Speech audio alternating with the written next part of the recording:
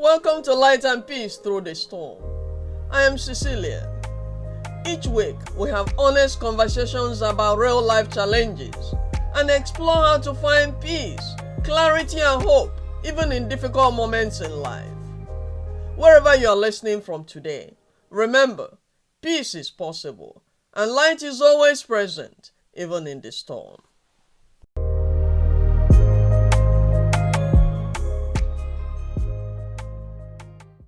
Have you ever had a feeling deep in your spirit that something was off?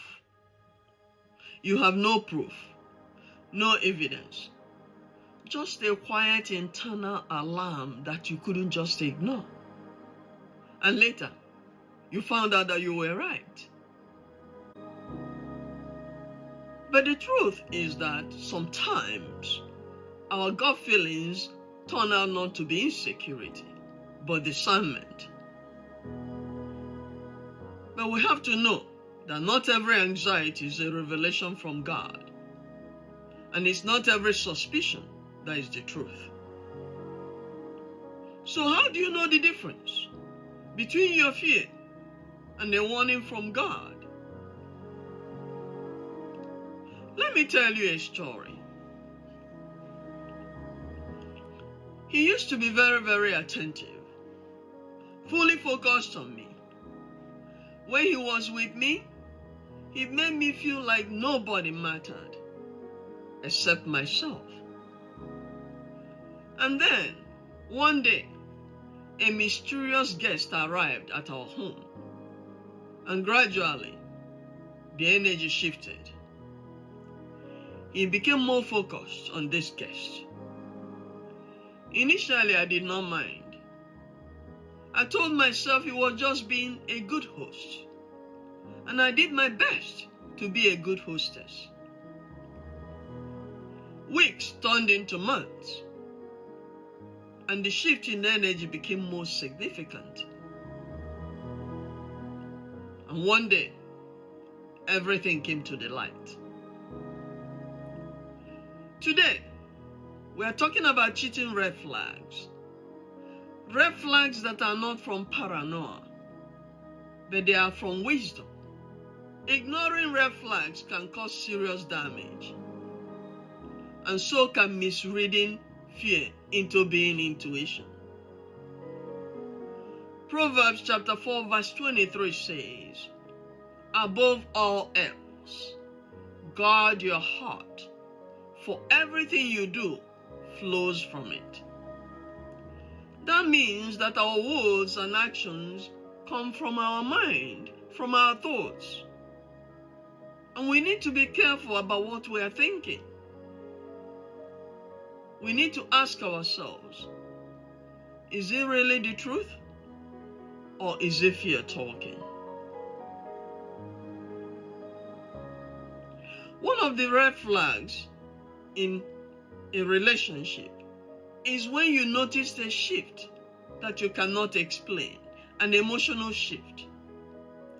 They are physically present with you, but emotionally they are absent. Something feels off, and you start sensing the distance between the two of you before you can prove anything. Ecclesiastes chapter 3 verse 1 says, "To everything there is a season." This means, in this context, that sometimes there may be a good reason for the emotional shift in your relationship. Maybe you had a misunderstanding, or maybe there may be some issues in the relationship that both of you are dealing with. There may be changes happening in the relationship that you are not aware of. But when you should become concerned is when there is a shift, a change, without any obvious reason. You notice that someone that used to be consistent suddenly starts being inconsistent for no good reason. In the relationship I just described a few minutes ago, I did notice some things that were bothering me. and my mind was full of questions. So I asked him, trying to understand. But instead of answering me honestly, they became angry. They wanted to know why I would ask such a question. At the time, I had a feeling that the anger was deflection, trying to avoid the question. But I did not know enough at the time to be sure. But some months later, I found out that I was right on the money. When someone becomes unusually defensive over normal questions, that's a sign that something might not be right. It may be it is their defense mechanism. A defense mechanism to avoid the question, to avoid the issue. You may ask, where were you? And you have told is just expressing concern, no accusation. And instead of a calm reassurance from them, they flare up into anger. They start accusing you or shifting blame. Before my husband passed away, if I was out, he called wanting to know where I was, especially if it was past the time when I would be home. His tone showed that he was concerned, that he was just trying to understand, to make sure I was okay. And it made me feel good to know that he cared enough to check in on me, not to monitor me. But earlier in our relationship, he did not do that. One day, I came home and I asked him, why didn't you check on me? What if someone had kidnapped me? Or if I decided to run off with another man? He smiled and shook his head at me. Of course, he knew I was teasing him, but he got the message. And so, he would periodically check in on me if I was out. But I also had the responsibility to call and let him know how I was doing and where I was, and if something was delaying my coming home. James chapter 1 verse 19 reminds us that we should be quick to listen, slow to anger, slow to speak. When anger replaces a calm explanation, then we know that something deeper may be happening. You start feeling like you're no longer a priority in your relationship, and you can't tell why. They start guarding their phone. Their attention becomes selective. Sometimes you're talking to them, they are not fully there. Or you feel that they are there physically, but their mind is gone off somewhere else. Their presence and attention become divided. Then it might be a sign that something is not right. Matthew chapter 6 verse 24 says, no one can serve two masters. Because the same principle applies in the relationship as we are talking about. Your loyalty will become divided when you are involved in a relationship with two different people. One of them will get more of your attention than the other one. And sometimes your intuition will not just be quiet. It keeps pushing you, nudging you, nagging you. There is no evidence, but there is this persistence in the disquiet you feel inside you. You try to ignore it. You try to rationalize it. You try to pray it away. But the unrest, the uneasiness continues. Job chapter 33 verse 14 says, for God does speak, now one way, now another, though no one perceives it. That means God may be warning you, God may be speaking, even though you don't understand what is going on. Many times, being discerning starts with your being uncomfortable. There is some discomfort in your spirit. And then, over time, it leads to clarity. But there needs to be a balance. I want you to hear this very clearly. Not every gut feeling is from God. And not every time you feel discomfort in your inside or restlessness that it is from God. Sometimes it could be trauma speaking. Sometimes it could be your insecurity that is talking. Sometimes you have past wounds that are coming to the front.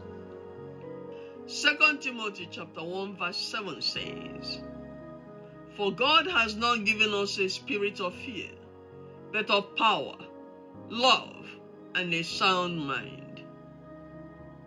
A sound mind does not jump to conclusions. A sound mind observes. A sound mind prays. And then a sound mind starts looking more closely to find the truth. The question now is, what do you do when you feel that something is off? You don't accuse. You simply observe quietly.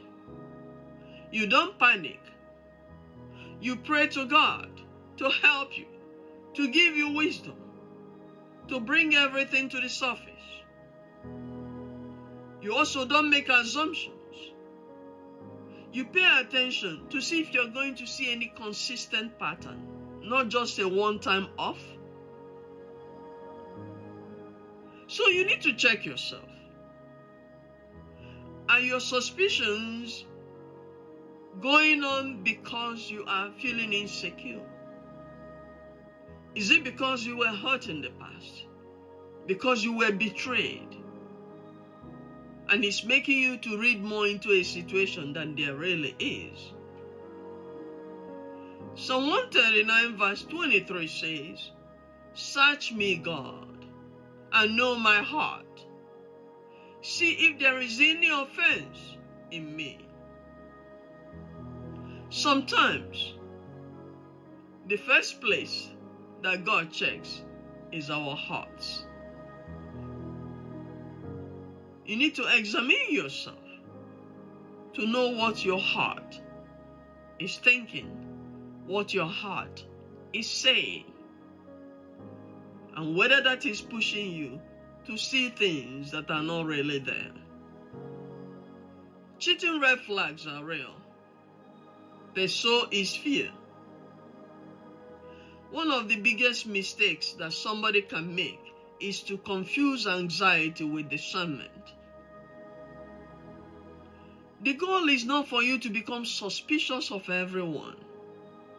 No, the goal is for you to become wise, to know the difference, to know when and how to act.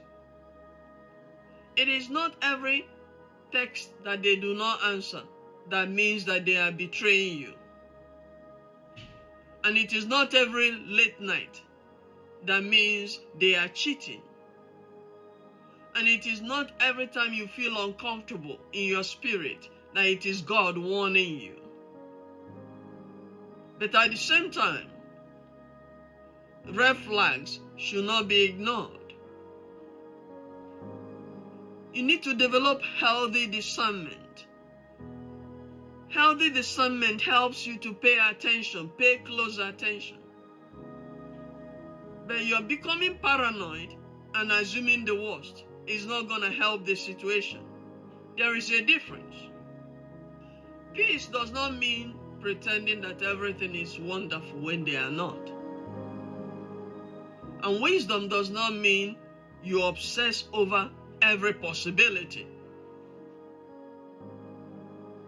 The healthy approach is somewhere in between. It's a balancing act. You try to be more aware.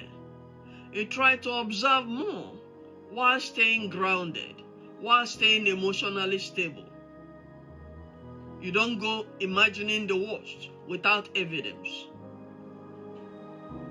One thing is for sure, that truth has a way of revealing itself. And what is done in the dark will eventually come to the light. So if something feels off, don't panic. Just pray. Ask God for wisdom. Ask Him to give you clarity. Ask Him to reveal to you what you need to know, and to protect your heart from deception, from fear, from confusion. And then after you pray for God's guidance, you pay close attention. Don't just pay attention to what they say, but pay attention to their actions to see if there is a pattern being revealed, a consistent pattern. And remember this, you do not need to turn into a private investigator to have your peace of mind. You need to trust God, God that sees what you cannot see. If your relationship is healthy, truth will strengthen that relationship. But if your relationship is unhealthy, truth will also expose it.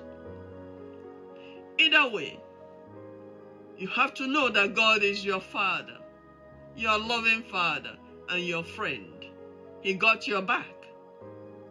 And when you allow God to guide your decisions, instead of being controlled by fear, by suspicion, and by erroneous emotions, everything will turn out right.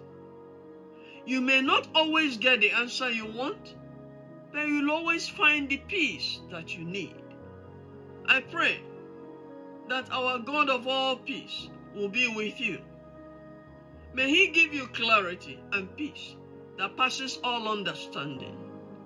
Amen. Thank you for spending this time with me on Light and Peace Through the Storm.